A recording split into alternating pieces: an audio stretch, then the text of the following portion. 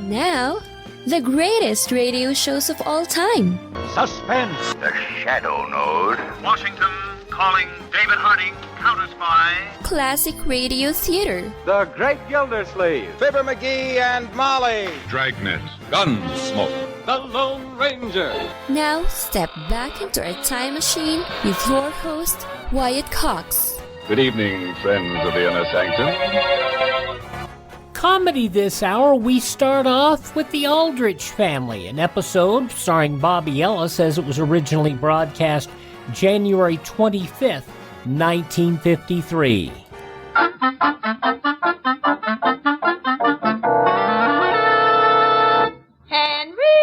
Henry Aldrich! Coming, Mother!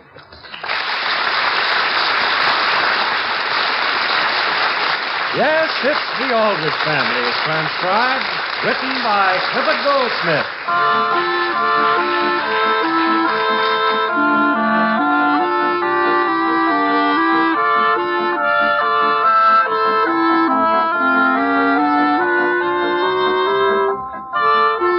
At 117 Elm Street in Centerville, there's a neat white house, like so many other houses in many other medium-sized American towns. It's the home of the Aldriches, an average family in most ways. The house is also the headquarters of a typical teenage boy by the name of Henry Aldrich. The scene opens in the living room. The time is early evening. But why do you say that, dear? Because, Mother, because I don't want to get mixed up with anybody. But, Henry, simply writing a letter to a girl doesn't mean you're in love with her. Well, it could be taken that way, and I'm not even interested in her. You're not even interested in whom, Henry? In Doris Townsend, Father. When'd you see her? Well, I didn't see her. I had a letter, just an ordinary short letter from her. Mother thinks I ought to sit right down and answer it. Henry, I think she ought to know the truth. The truth about what? About me getting married. Getting what? Married. That's what the letter's about, Father. She says, Dear Henry, we happened to read in the Centerville section of last night's Middletown paper that a Mr. and Mrs. Aldrich announced the engagement of their son. Is this you? If so, Mother says congratulations. Father says who's the lucky girl? Sincerely, Doris. How did a thing like that get in the papers? Well, it's a very simple mistake, Sam. The Alderdice boy over on Maple Street is getting married sometime next spring. Oh. And that's why I think Henry should take the time to write an explanation to Doris. But, Mother, why don't we just put a denial in the paper? Then everybody will be satisfied.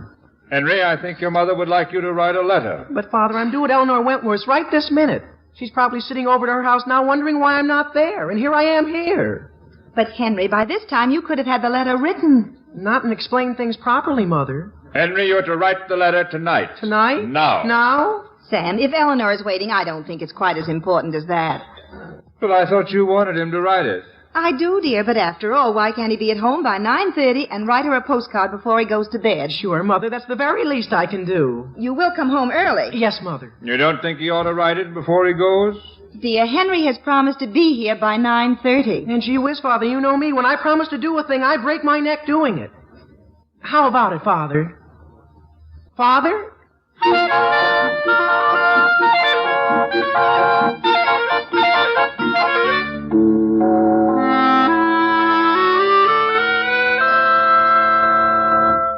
Do you really think so, Henry?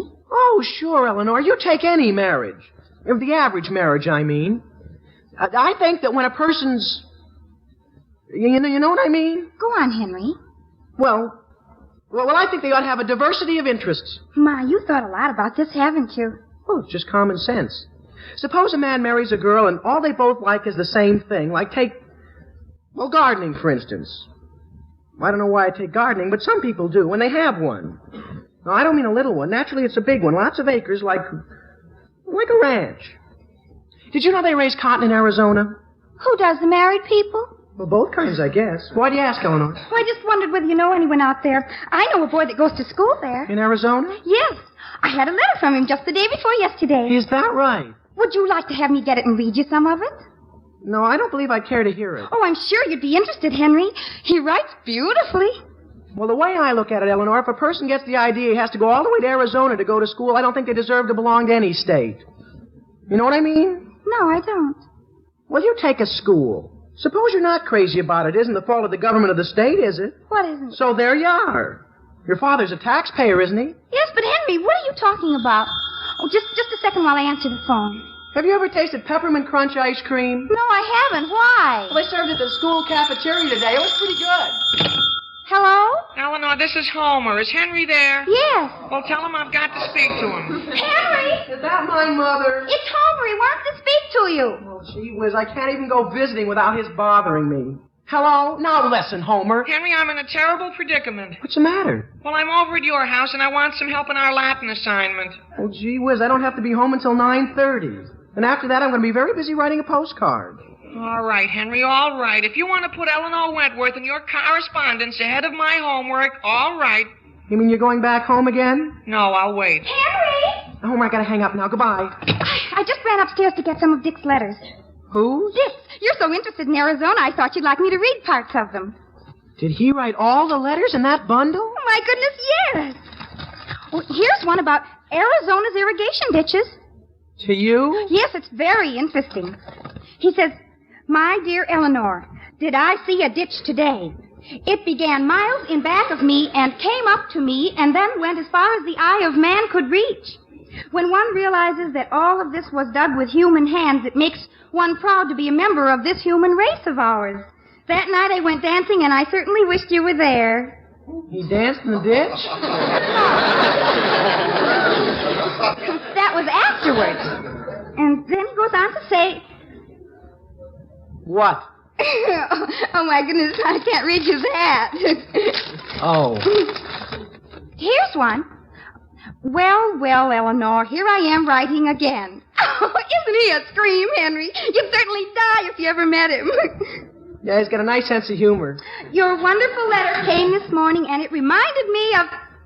No, there's no sense in going into that. Now, let me see. "I have your picture on my..." No, that wouldn't interest you.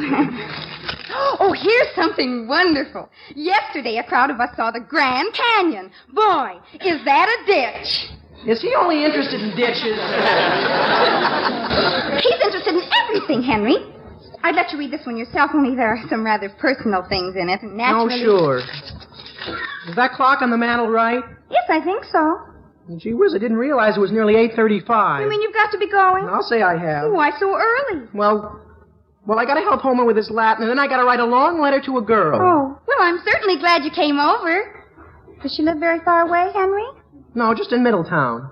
But her family's thinking of moving to California. And then, of course, my letters will have to be longer. Well, I'm awfully sorry you have to go, Henry.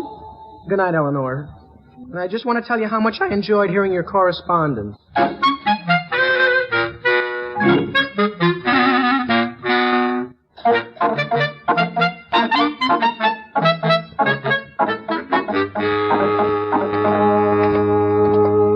Wait a second, Homer, while I drop this postcard in the mailbox.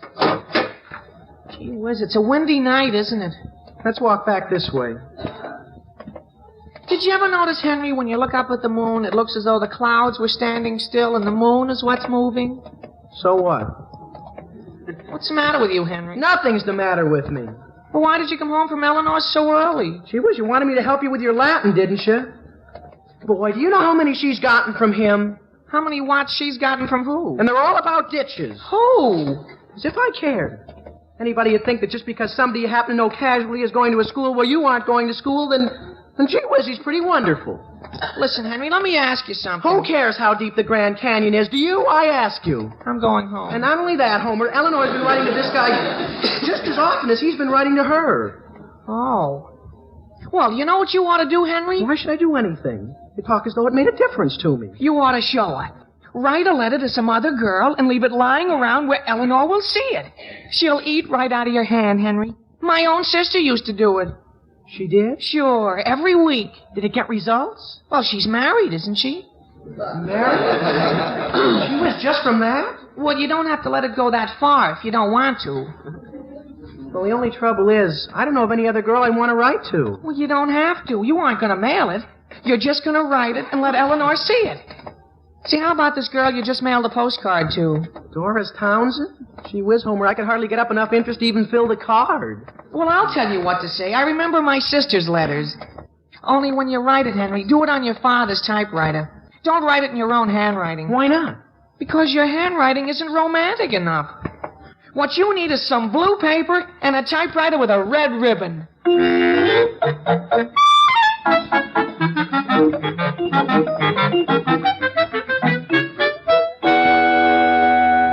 Have some toast, Alice? No, thank you. Sam, I'm worried. Worried? Well, dear, I don't like to mention it, but this morning when I went in to make Henry's bed, I happened to see a letter he typed to Doris Townsend. I thought he was just going to send her a postcard. Well, so did I, Sam. I thought the whole thing was just this casual, ordinary bit of correspondence. Well? Sam, I shouldn't have looked at it, but I couldn't help noticing that the letter began, "My darling Doris." What's that? Well, that's what it said, Sam. I saw it with my own eyes. What else did he say? Oh, well, naturally, dear, I didn't read any more. Why not? Well, if you must know, I did read the first sentence. But that's all. What did that say? Your letters have been coming through regularly, and you will never know how they have changed my entire life. You mean, what else did he say? Dear, why did he insist last night that he didn't want to write to her? That's obvious, Alice. He was trying to cover up. Cover up what? I don't know. What else did he say?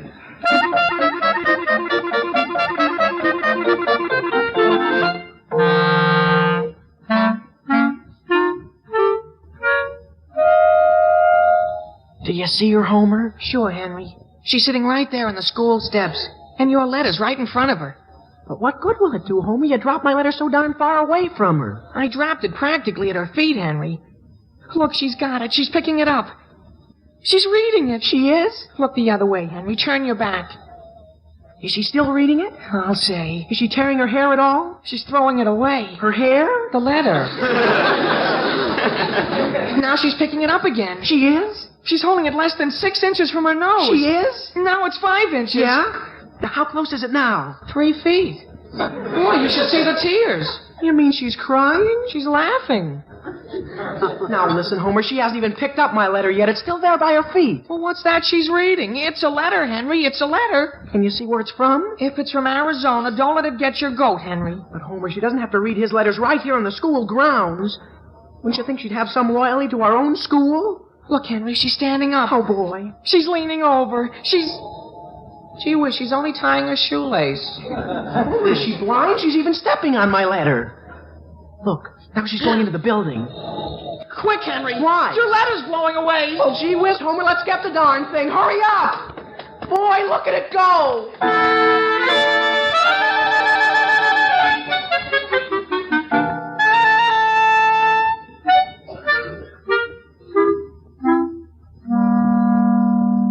Where is she, Homer? She's right there in the corridor talking to Gertrude Smith.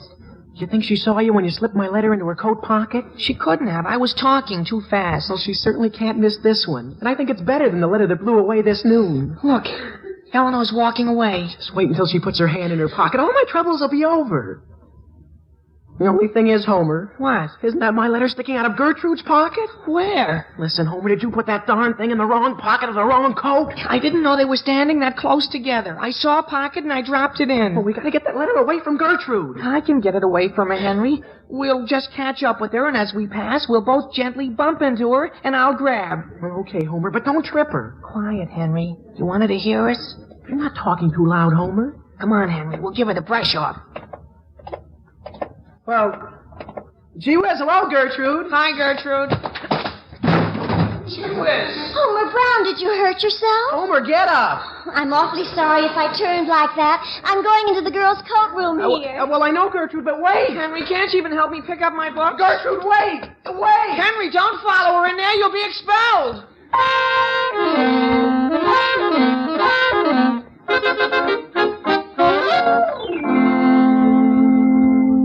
Henry? Yes, Mother? Do you have any pictures of Doris Townsend? Of Doris Townsend? Gee whiz, why would I have a picture of her? Well, I was simply wondering. After all, if I were a boy and knew a girl as nice as Doris Townsend, I think I'd want a picture of her. Wouldn't you, Sam? Wouldn't I want? Like a picture of Doris Townsend. Oh, yes, of course. Well, I wouldn't. I just... You just what? I just don't think I like any girls. Not any? No, Father. Good, that's fine. Didn't I hear you using my typewriter upstairs just a few minutes ago? Yes, Father. What was it you were typing, dear? Well, it's just something I was doing over. I typed it night before last, and it blew away yesterday. Then I did another one last night, and that got into the wrong... It got lost today. I see. A homework, dear? Well, in a way, you might say it was homework. Well, I was talking with Eleanor Wentworth's mother today, and she says Eleanor's writing to some boy out in a school in Arizona. She is? So if I were you, I'd take a little more interest in Eleanor.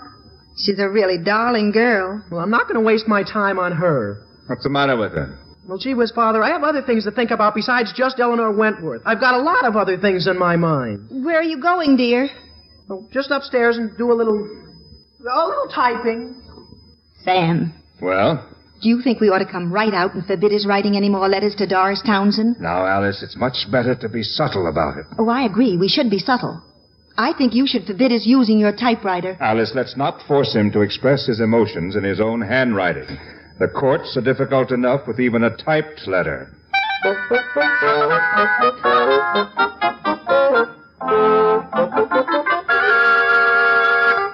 Oh, Butch Welch. What'll you have, Gertrude? Butch, did you lose a letter? No, why? You didn't? You go around with a girl over in Middletown by the name of Doris Townsend, don't you? Sure, I take her out practically every weekend. Well, I don't know how it got there, but I found this letter addressed to her in my coat pocket, and I thought it was probably yours. Well, let's see it. Now, listen, this isn't a joke, is it? Oh, no. My darling Doris. Say, what is this? Who's it from, Butch? Who wrote it? But getting back to Earth, I hope someday I can show you the Mississippi riverbed, which is 2,470 miles long, reaching at some points to a width of 4 miles. Is Doris Townsend quite a swimmer? Hey, listen, who wrote this? Just listen. Have you ever noticed on a moonlight night how the clouds seem to stand still and the moon zooms along at a breathtaking pace? That's how I think of you. Oh, so that's who wrote it. Who? You didn't read it? Well, to be honest, I tried to, but it was so boring I couldn't. Henry Aldrich wrote it. Henry? Doris Townsend doesn't belong to him. Just wait till I get a hold of him. He isn't going to live long.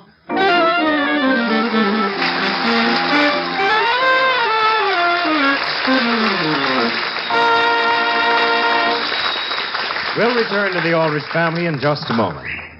January 25th, 1953, the Aldrich Family on Classic Radio Theater.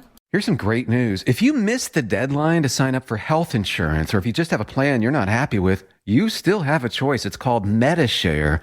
There are hundreds of thousands of members, and they love it. MediShare has a 98% customer satisfaction rating, and this is obviously huge. The typical family saves around $6,000 a year switching to MediShare. Find out more. They're great to talk to. 833-34-BIBLE. That's 833-34-BIBLE.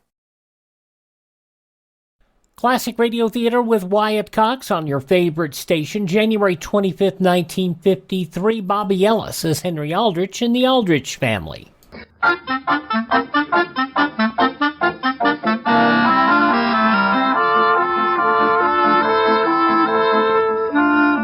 Now getting back to the troubles of Henry Aldrich.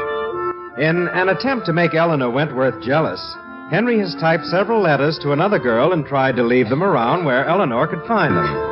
So far, however, he's been totally unsuccessful and has lost all of the letters he's written. The scene opens in the typing room at Central High School. Homer, have you any idea where the A would be on this typewriter? Why can't you find it yourself? Well, haven't you ever seen the typewriters in this classroom? The keys don't have any letters on them. What good are they then? Well, gee whiz. Did you get an A? It's a W. Homer, what word is there that begins with W that means the same thing? As what? As angel. Well, why don't you just make it winged angel? Wing it? My winged angel? Sure. W-I... Where do you think the I would be? Well, it used to be right around here somewhere. Are you making plenty of carbon copies this time, Henry? Sure. Now, look out. Oh, gee. Did you get the I? No, I got an H. Now what am I going to do? What begins with W-H? Well, why don't you make it white winged angel? Sure, that's very nice. The only trouble is, Homer, if we don't find the right letter this time, I'm really stuck. Hello, Henry. What in the world are you doing in here? Well, Well, I'll tell you, Eleanor. Are you taking typing? No, I'm just... We're just seeing if we like it. And we don't. Do you want me to help you? No, thanks just the same. Oh, I'd really be glad to. What letter do you want? I don't want any. Yes, he does. He's looking for an eye. Homer, keep out of this. An eye? Here, I'll show you. No. I like to be surprised when I hit a key. It's right here. No, please.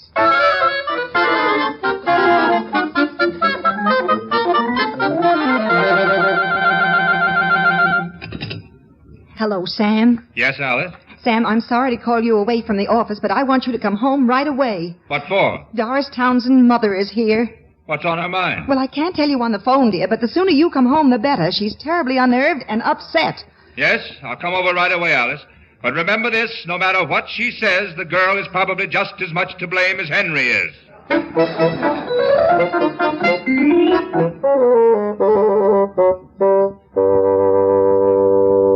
Homer, are you sure Eleanor got the letter I wrote? Oh, yes, Henry. I put it right in her lunchbox. Right on top of her lemon pie. Are you sure she didn't tear it up or anything? Well, why should she?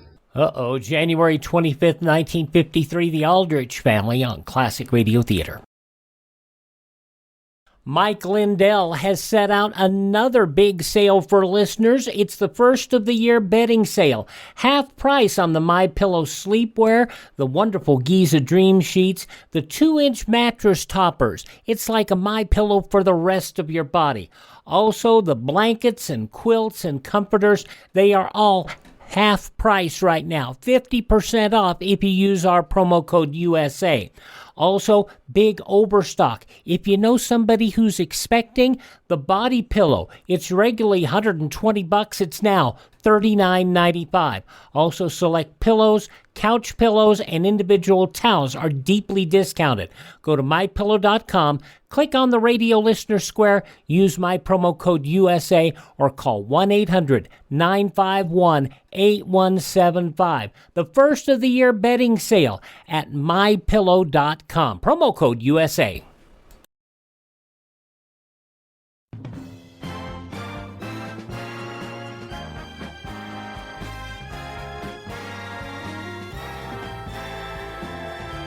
I'm Wyatt Cox. Thanks for tuning in to Classic Radio Theater with Wyatt Cox on your favorite station. Now the conclusion of The Aldrich Family, starring Bobby-Ellis, January 25th, 1953. A letter written by you to another girl that you're calling a white-winged angel? Well, it's taken darn near a week to finally get it to her. All you have to do now, Henry, is go home. By Monday, Eleanor will be eating out of your hand. By Monday? Well, that's the way it worked with my sister. Henry! Oh, gee whiz. Hello, Eleanor. Hello, Henry. I've been looking all over for you. For me? Hi, Eleanor. Gee, do you look worried? Well, in a way, I am. I've got something here that I'm afraid belongs to Henry, and I'm quite sure he'd want it. Something of mine? Something of Henry's? Yes, and I haven't the slightest idea as to how I got it. It's this letter you wrote to somebody. Oh, yeah. But I didn't read it, Henry. I know you probably think I did, but I give you my word I didn't do any more than just to look and see whose it was. You didn't read it? Why not? Homer, that's the last thing in the world Henry would want me to do. Well, goodbye, Henry. I'm awfully glad I happened to find you. Oh, sure. And thanks very much for giving it back to me. That's a fine thing, Homer. That's a fine thing. What's she got against reading somebody else's mail? After all, if all she cares about is that fellow in Arizona, why should I... There are other girls besides Eleanor Wentworth. Sure there are. That's what I say. She isn't so wonderful. Hi, fellas. Hello, Willie. Hi. Miss Eggleston wanted me to give you your English papers. You got mine? Sure, here. Here, Henry.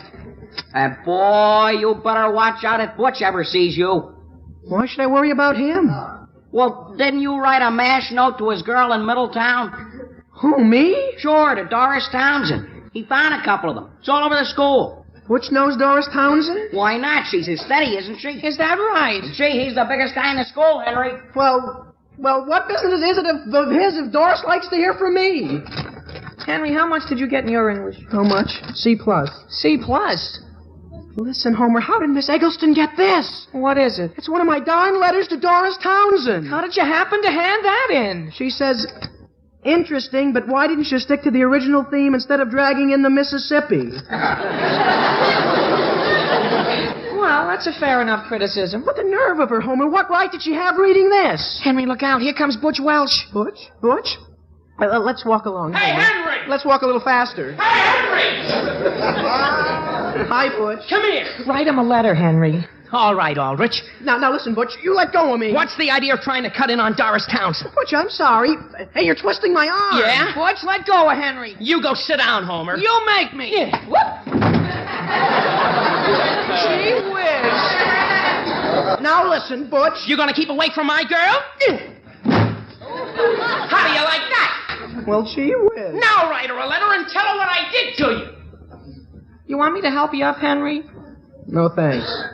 You want me to help you up? Henry! Is that you, Eleanor? What happened to you? We're looking for something down here. Oh, my goodness, Henry.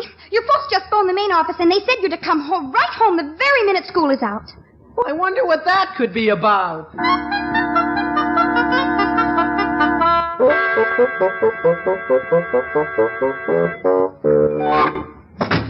I don't see why you have to feel that way about it, Henry. After all, Butch is 3 times as big as you. Did you brush the back of my coat off, Homer? Sure. Your folks won't notice a thing. Henry! Yes, Mother, where are you? I want you to come in the living room. Your father and I want to have a talk with you. A talk with I, Mother? Yes, Henry. Has something gone wrong, Father? How did you tear your coat pocket? Oh, that's... Well, gee whiz. Well, gee whiz. Homer, dear, would you mind waiting out on the porch? You want me to go? Well, perhaps you'd like to go up to Henry's room until we're through. Couldn't I wait out in the kitchen? Homer, please go upstairs. Yes, Mr. Aldrich, I'll wait up there. Now then, Henry, Yes, Father? your mother wants to have a talk with you. Sam, I think you're the one who should. Aren't you the one Doris Townsend's mother talked to? Doris Townsend's mother? Yes, dear, she's been here. That would be putting it mildly. What? Henry, dear, Doris Townsend was never so upset in her life. She's upset? She's upset? Over the letters you've been writing her. Well, how did she get those? What do you mean? How did she get them? Haven't you been writing her? Well, I've been... Oh, look, Father. Have you been writing her? Well, yes, sir, I've been writing her, but I haven't been mailing them. What have you been doing with them? I've been losing them. Henry, let's try not to be evasive. They were written to be read by someone, weren't they? Yes, sir, but... But what, dear? Well, look, Mother, I know you won't believe it, but there are copies of my letter all over Central High School. What do you mean by that? Father, this English paper is a very good example of how you can't trust anybody. You mean you failed in English? No, I got a C+ for it. Oh, let me see it, dear. Now, Alice, don't let him evade the issue. We're not talking about his English. We're talking about his letters. But, Sam, this composition is a letter. To Doris Townsend? Yes, dear. That's what Henry's been trying to tell us. He wrote those letters for English. He never intended to mail any of them, did you, dear? Well, look, Mother. It's as clear as day, Sam.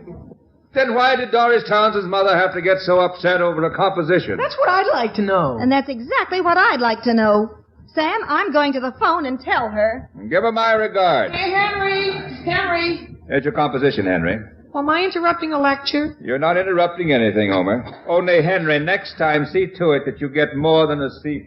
Yes, Father. Henry, you know that letter Eleanor handed back to you? Yeah? Well, that isn't one of your letters. Well, whose is it? It's a letter she wrote to the guy in Arizona. From her? She wrote it to him? Do you mind if I see what it says? Now, wait, Homer. That letter wasn't meant to be read. Well, what do you mean it wasn't? It isn't even sealed. She says... Now, listen, Homer, give that to me. She says... Homer, let me see that. Oh, boy. Homer, is she engaged to him? Oh, boy. Are you reading it all, Homer? Listen to what she says. I don't want to hear it. Listen. I wish you could meet Henry Aldrich, one of the nicest, sweetest boys I've ever known. Oh, me? Henry, you're one of the nicest, sweetest boys she's ever known. Now, listen, Homer, Well, gee whiz, can you imagine?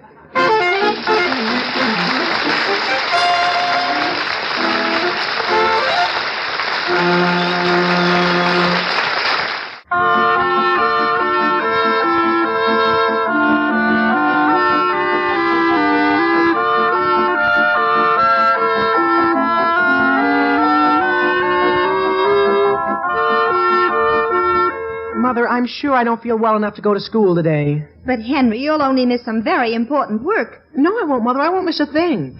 All we're going to do today is read our English compositions in front of the class. And I never felt so low in my life.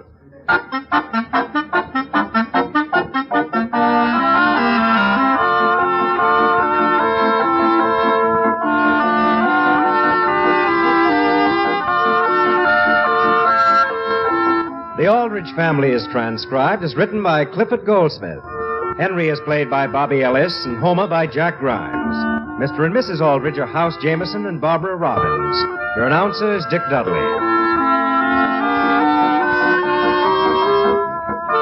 Listen again next week, same time, same station, for another sparkling half hour with the Aldrich Family. Good night, everybody. January 25th, 1953, The Aldrich Family on Classic Radio Theater with Wyatt Cox. What does it mean to be an American? Just what are our American values? Working hard to succeed, loving God, country, and family, being honest, strong, and compassionate. Supporting our Constitution and recognizing that we are blessed to be living in America, the greatest country in the world. Our Bill of Rights protects us, our freedoms of worship, speech, and privacy, our right to own firearms, our right to trial by jury. Our right to be free, to live our own lives without some bureaucrat telling us what to do. Most countries don't have these rights. Want to know more? It's all there in the book. Get your own free book, The U.S. Constitution and the Declaration of Independence. Then read it again, and this time share it with your friends. Our great Constitution is the basis of all of our freedoms, our inalienable rights. Get your own copy at freeusbook.com. Brought to you by the American Media Council. We close out this hour of Classic Radio Theater with Wyatt Cox with some satire. Bob and Ray in their CBS show from January 25th, 1960. And now look out here. Bob Elliott and Ray Goulding present Hold On, the CBS Radio Network.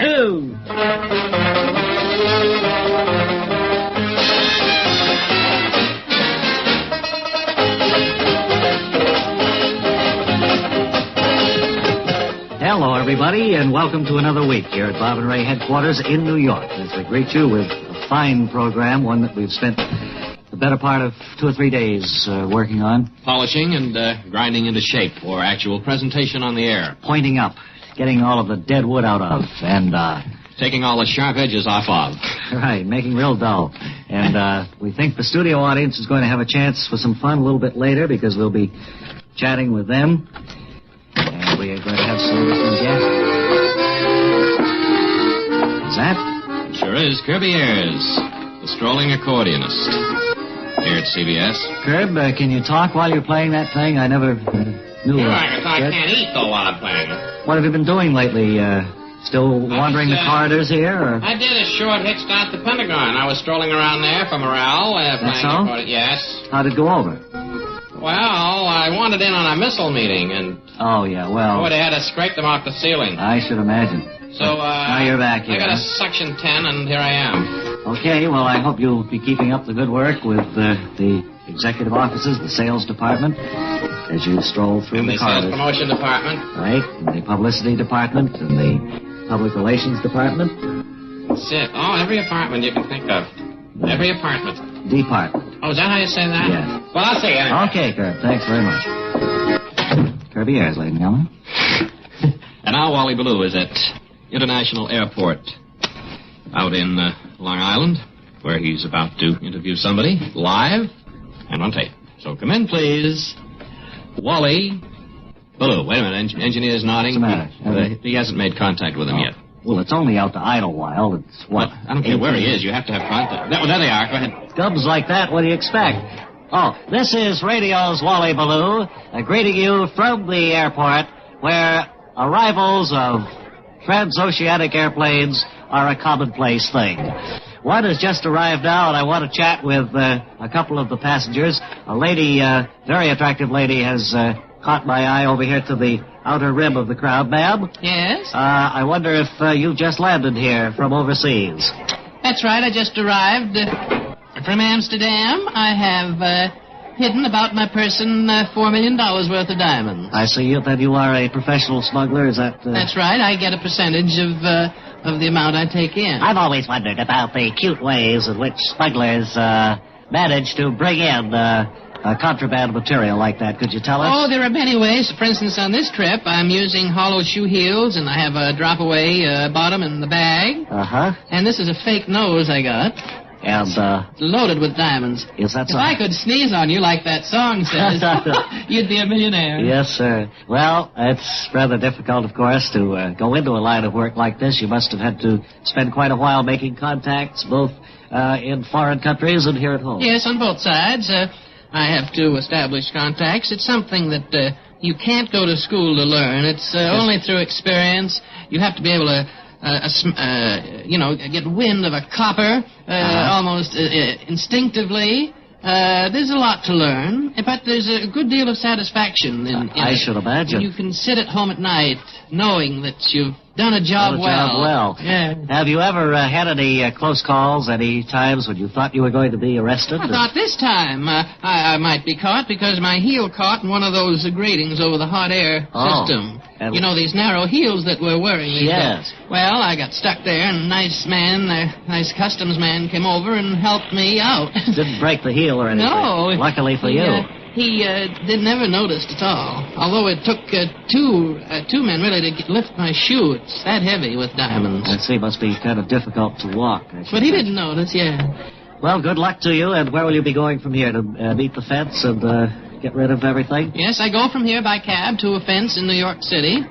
Then from there I go out to San Francisco. And from there I'm going to the Far East to do some more smuggling. So I'll be busy now until my vacation in August. What's that, engineer? Oh, there are two gentlemen over there are beckoning to you, ma'am. I think they just want to say hello. Oh, coming. And there she goes across the lobby here at the airport. And is having quite a serious discussion with the two gentlemen who, I wonder, sir, you were one of the two who was talking with the lady? Yes. I'm Wally Ballew on the radio. I'd like to have you come along too, Ballew. Fine. And nothing serious. We don't have anything on you. No. Just want you to more or less, confirm what we heard on the radio. Yes. Okay. Always glad to do my bit. All right. And now this is Not a lot, buddy. radio's Wally Ballew returning it to our studios. Hope she didn't slip anything into Wally's pocket, because that could get him into some trouble, huh? Well, time now to talk about, I guess, United States savings bonds. We have a story of a middle-aged Pennsylvania couple whose names will be withheld to protect the innocent and us, although it could be Mr. and Mrs. Seymour Metcalf. Or Vernon and Fanny Culpepper, but that's very unlikely. And as it happened, they'd been saving a considerable amount of money in United States savings bonds. They were planning to buy a praline stand in St. Petersburg, Florida, on their savings when they retired. However, when the time came, he took the money and ran off to Acapulco with a blonde lady, smuggler. Now remember, whatever you're saving for, the sure way is with United States Savings Bond. Now, this unsolicited public service message on behalf of the U.S. Treasury Department has come to you through simple courtesy on our part.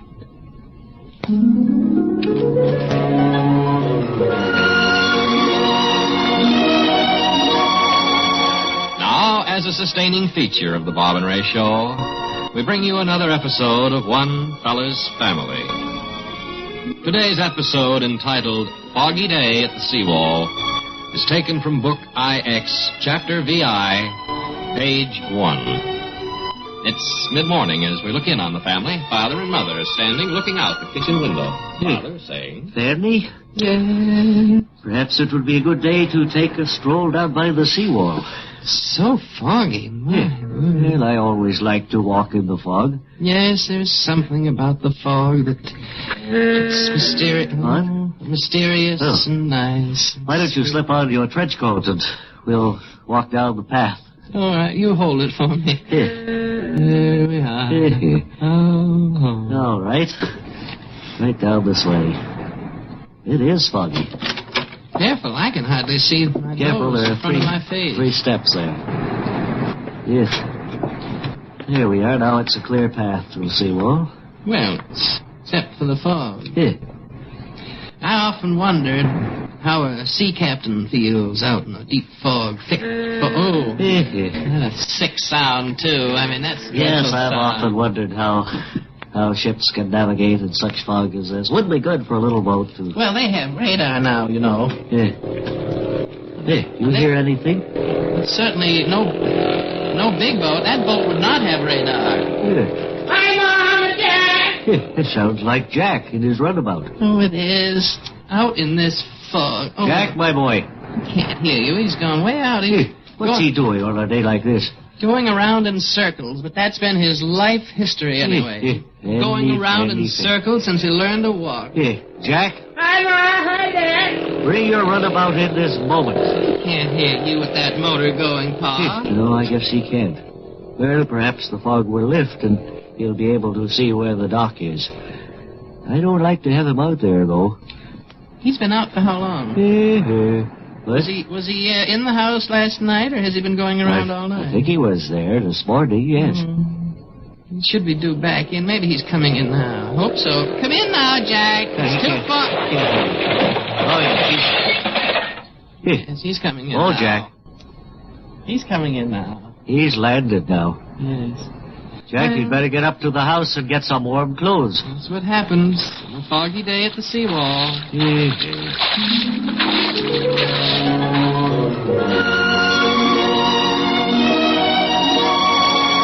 You've been listening to One Fella's Family, brought to you as a sustaining feature on the Bob and Ray Show. Today's episode, entitled Foggy Day at the Seawall, was taken from Book IX, Chapter VI, page 1. One Fella's Family is written and produced by T. Wilson Messy. This is a Messy production. Ray, we have just about 2 minutes now. I know, Bob. I know what you're going to say. You're going out the audience. Right. But first, I think you should inform them that when they rise to pose their question, to give their name and possibly their affiliation if they're with a press association or something like that. Okay, I'll do that. Right. Let me just step down the steps here from the stage and right to the front row. And this gentleman here, would you give me your name? Him. No, I'll pick.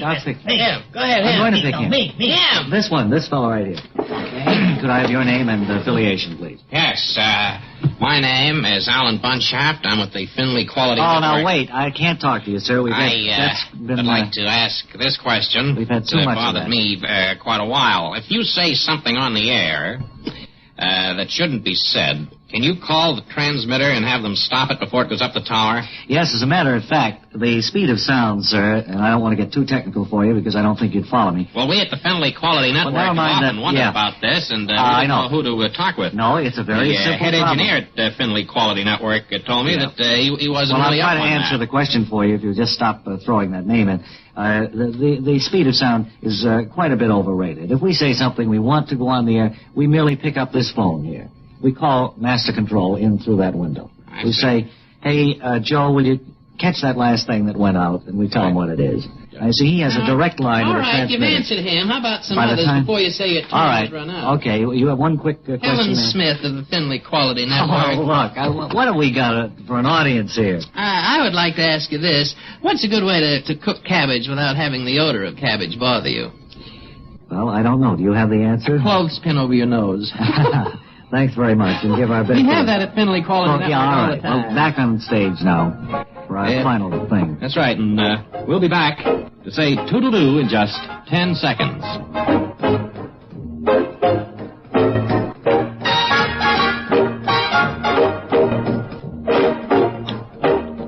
You say it, Bob. Toodle-doo. Thank you. Till tomorrow, this is Ray Goulding reminding you to write if you get work. Bob Elliott reminding you to hang by your thumbs.